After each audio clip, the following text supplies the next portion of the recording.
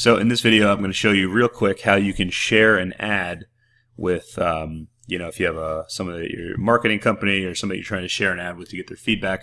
A lot of times people don't know how to share ads, and I'm going to show you exactly how to do that the really easy way. All right, so you go to your campaign. We're in Ads Manager right now, business.facebook.com. So you're going to click on the campaign that has the ad in it. Then click on the ad set, and then you're going to open up one of the ads. So let's do this. We'll just hit edit. Now, you can only do this after the ad has been published. This doesn't work until the ad has been published. So what you're going to do is, now that we've got the ad preview, you're going to click this button right here, and then you're going to see post, Facebook post with comments. So now what's cool about this is you've got a URL. So now you could take this URL, send it to anybody, and it'll go directly to the post.